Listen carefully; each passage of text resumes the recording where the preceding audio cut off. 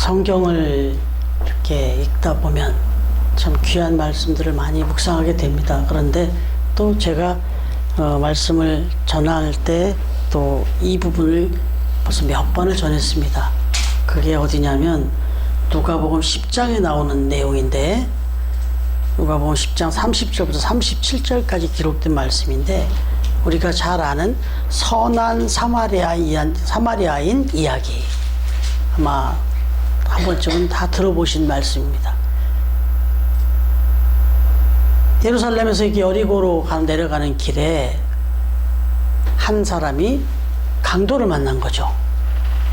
강도를 만나가지고 뭐 별로 가진 게 없었나 봐요. 뭘 다 훔쳐갔다 뺏어갔단 말은 별로 안 나오고요.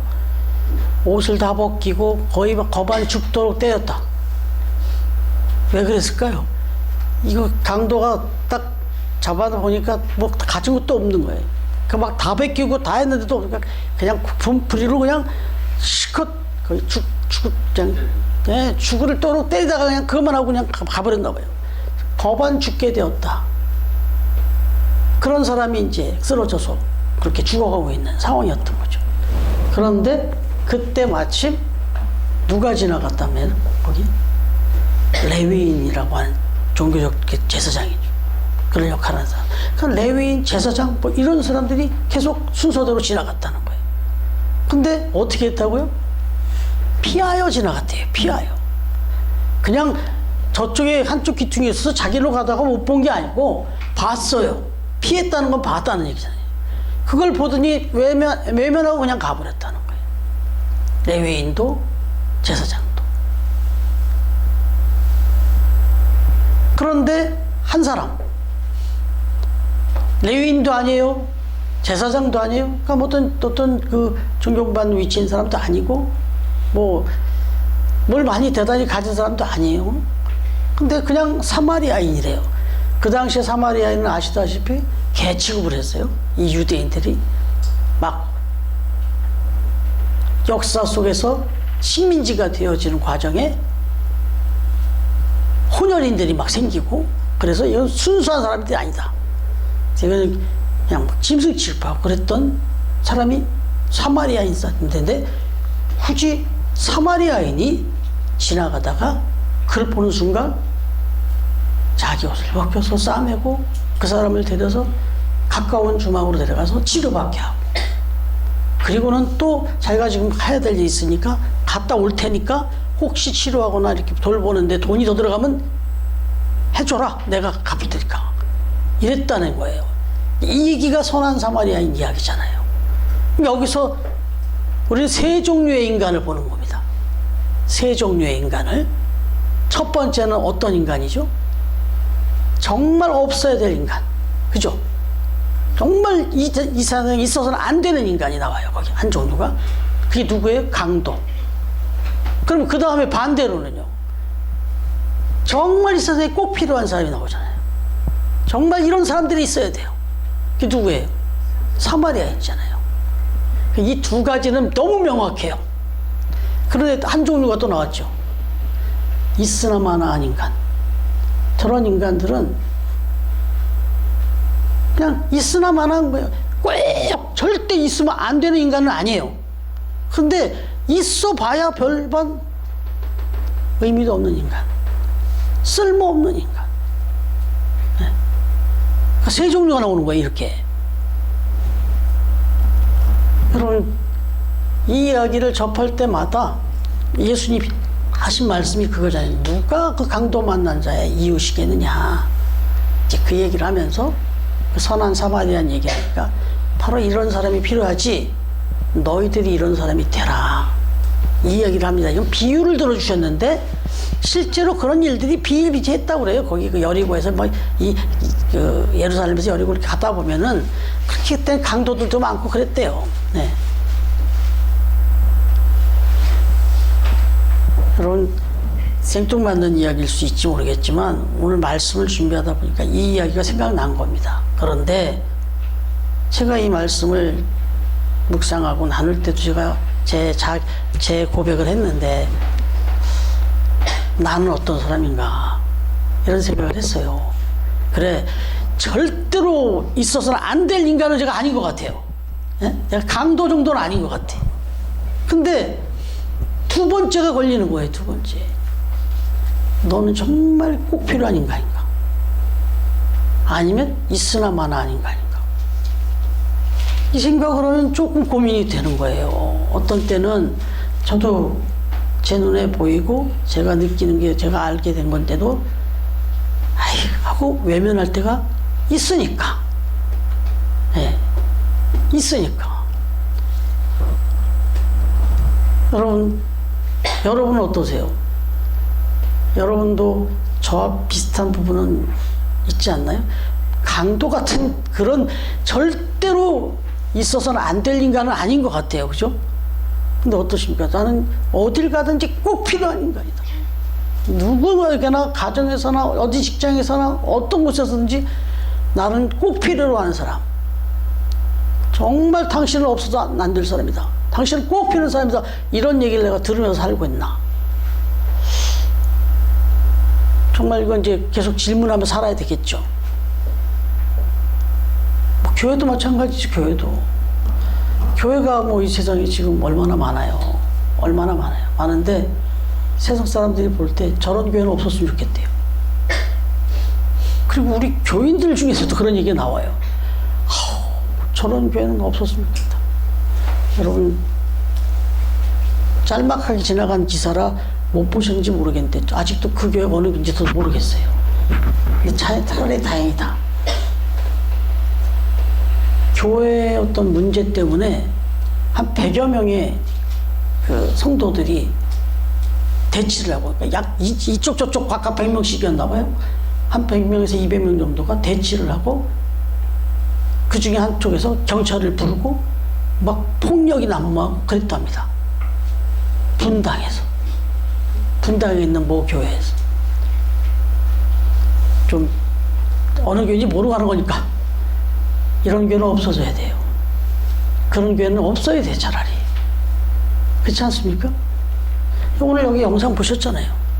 붕어가 2마리가 있는데 어항에 같이 살아요. 같이 사는데 저 붕어만 죽으면 내 세상이 될 것 같잖아요.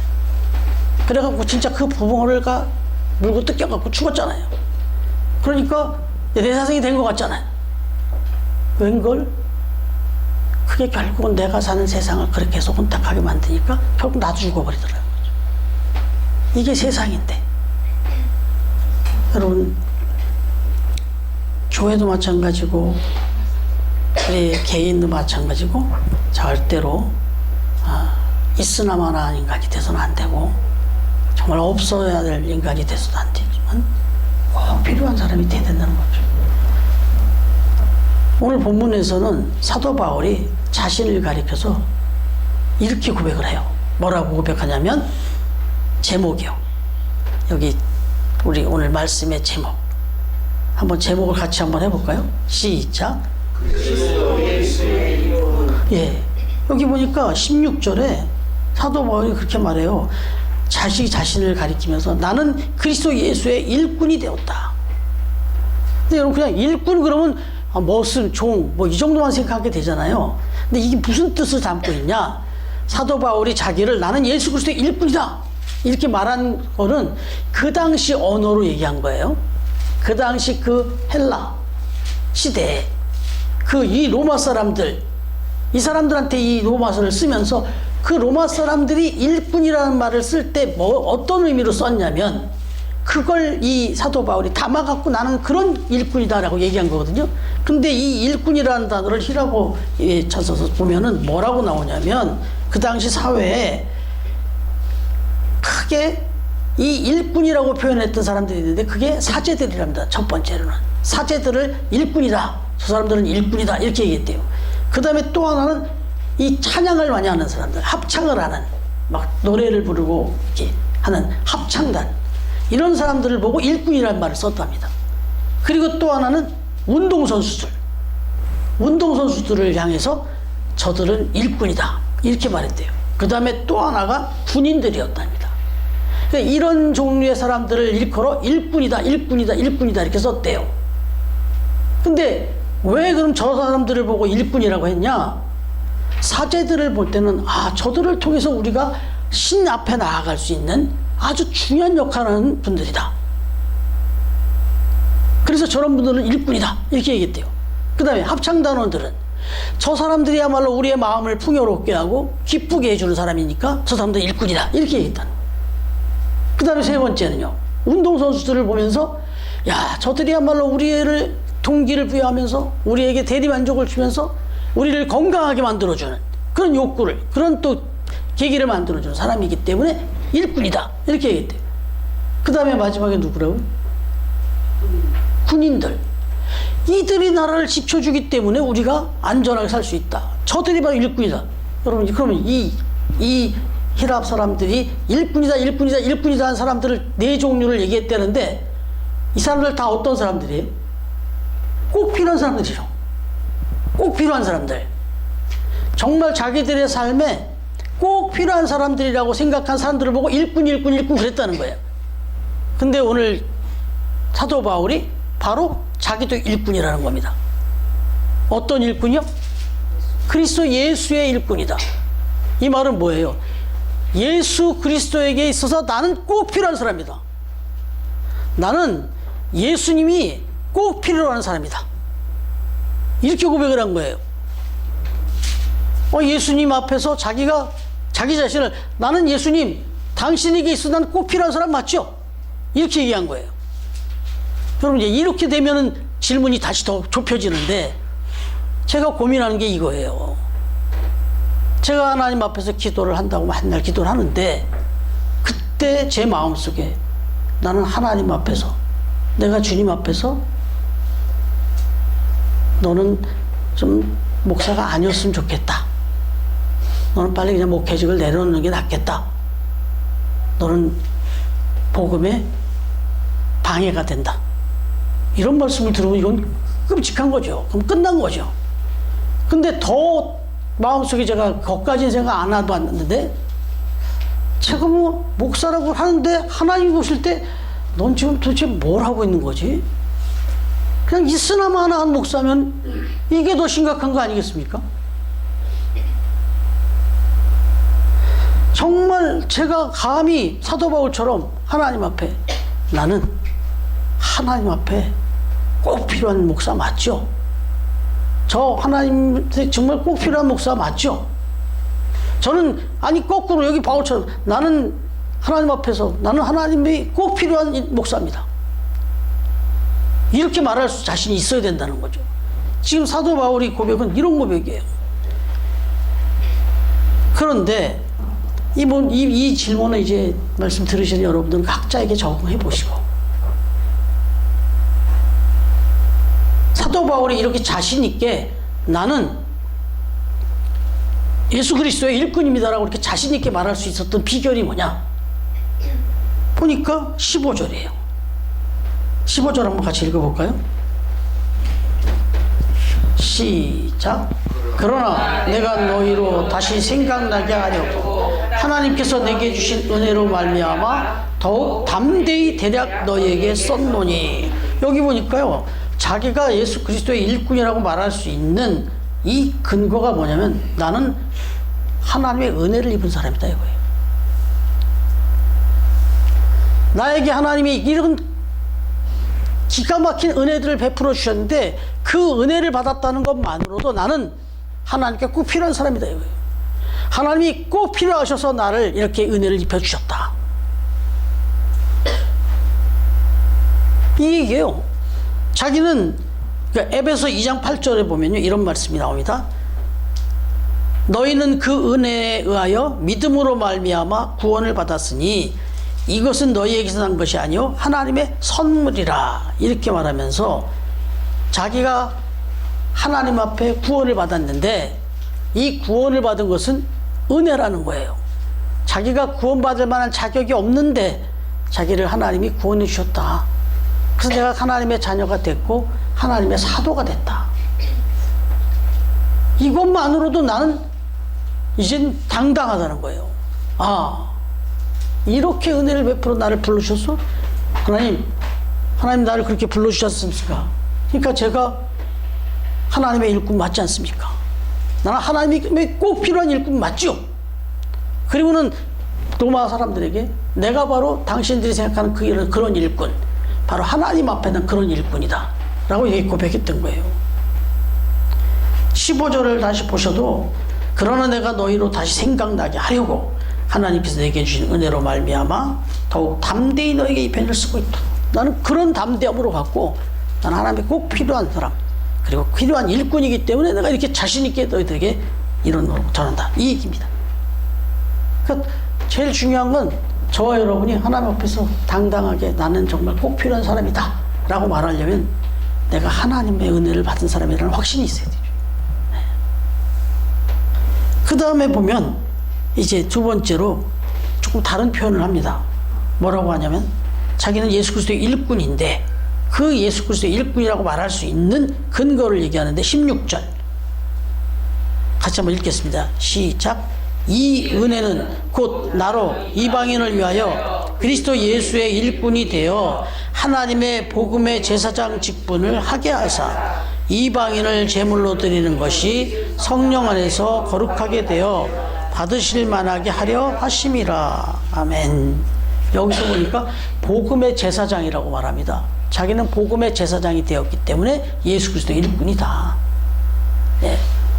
그럼 복음의 제사장, 이게 뭐예요? 복음은 예수 그리스도가 이 땅에 오신 그 목적을 알리는 게 복음이에요. 예수 그리스도께서 이 땅에 오셔서 이 영혼들을 구원하게 된 것, 죄악으로 사망 가운데 다 죽어갈 수밖에 없는 인생들을 구원해 주신 것, 우리 모두의 죄악을 사해 주셨다라는 이 준엄한 이 메시지를 전할 수 있는 거, 이게 복음이란 말이죠. 근데 그 복음의 제사장으로 삼아줬다는 거예요. 자기를. 그럼 예수님이 하신 말씀이잖아요. 너를 이방의 빛으로 세우겠다고. 그러니까 자기는 일꾼인데 그냥 은혜 받은 일꾼 정도가 아니에요. 내가 은혜를 받았기 때문에 나는 일꾼이다, 이 정도만 말하는 게 아니라 나는 복음의 제사장으로 세워주셨기 때문에 난 일꾼이다, 꼭 필요한 사람이다. 여러분 여기 말에 조금 이게 무슨 말이지 싶은 게 있어요. 이방인을 막 제물로 드린다. 이방인을 뭐 제물로 드린다면 이렇게 죽여서 바치는 거가 제물이잖아요. 근데 이 말씀의 의미는 뭐냐면 이방인의 빛으로 삼았기 때문에 나는 특별히 이방인들을 전도해서 하나님 앞에 이렇게 예배드리는 자리로 인도하는 거. 이렇게 여러분들이 지금 하나님 앞에 와서 예배를 드리는 이 모습을 제물로 드리는 것으로 표현한 거예요. 그러니까 자기는 이 복음의 제사장이 돼서 저 이방인들에게 이 복음을 전해가지고 하나님 앞에 예배하는 자리로 나와서 예배하는 사람으로 만드는 이 일을 하는 사람이다. 그 당시에는 허탄한 곳에 가서 제물이 돼서 그 우상들 앞에 가서 제물이 됐잖아요, 이 사람들이. 그런데 자기는 이제 복음의 제사장이 돼서 예수 그리스도 하나님께로 인도하는 일에 그렇게 쓰임받는 그런 제사장이 됐다. 그래서 나는 꼭 필요한 사람이다. 나는 하나님의 일꾼이다. 예수 그리스도의 꼭 필요한 일꾼이다. 이렇게 말한 겁니다. 그래서 그런 말을 해요. 바클레이라고 하는 아주 유명한 이 성경 주석가가 계신데, 윌리엄 바클레이 이분이 이런 말을 해요. 우리가 그리스도인이 되었다고 하는 것은 인간을 구원하시기로 작정하신 그 하나님의 그 사업의 동력자가 되었다는 것을 말한다. 이렇게 말해요. 여러분, 저는 물론이거니와 지금 여러분들이 나는 이제 예수 믿고 하나님의 자녀가 됐고 그리스도인이 되었다. 나는 그리스도인이다. 나는 크리스찬이다. 이렇게 말씀을 하실 수 있다면 이미 그 말씀 속에 여러분은 복음의 제사장이 되었다는 얘기거든요. 나는 복음의 제사장이다라는 선포하는 거거든요. 나는 예수 그리스도의 일꾼이다, 이런 얘기입니다. 그래서 여러분들은 꼭 필요한 사람입니다. 하나님께 있어서 여러분들은 꼭 필요한 사람이에요. 예. 그래서 그렇게 또 살아야 되지 않겠습니까? 그래서 우리가 꼭 필요한 이제 일꾼이 되었다라고 한다면 그 일꾼이 해야 될 일은 굳이 정리하자면 한 가지죠. 나를 일꾼 삼아주신 그분을 기쁘시게 해드리는 거. 그분을 만족시켜드리는 거죠. 그럼 그분이 뭘 기뻐하실까? 한번 생각해 보면, 제가 지금 아들을 이제 셋을 낳고 이렇게 장성하게 이렇게 너무 감사하게 잘 컸는데요. 제 인생을 이렇게 돌아봤을 때도 역시 제 인생에서 가장 희열을 느끼고 가장 큰 감격을 느꼈던 순간이 있다면 아들을 낳을 때죠. 애들을 낳을 때. 물론 뭐 여기 은수가 있지만 피할 수 없는 거 하나 말씀을 고백드리면, 첫 번째 아들이 태어났을 때 가장 컸어요. 사실은 아무것도 모르고 느끼지 못할 때였는데, 그때 처음으로 그 아이를 하나님이 주셔서 그 아이가 태어났을 때 제가 그 울음소리가 기억이 나거든요. 지금도 자원산부인과라고 잠실대교 딱 건너가면 개인 병원이었는데 아주 유명한 아주 정말 그 실력이 있는 의사라는 게 소문이 났던 곳이에요. 거기서 그 아이가 태어날 때 그 울음소리가, 제가 지금 사모가 지금 얼마나 아프고 힘들고 회복이 지금 이제 있어야 되는지도 잊을 만큼, 그건 좀 미안한데 잊어버렸고, 그냥 그 울음소리에 막 흥분을 했어요. 그리고 계속 생각했어. 그럼 내가 아빠네, 이제?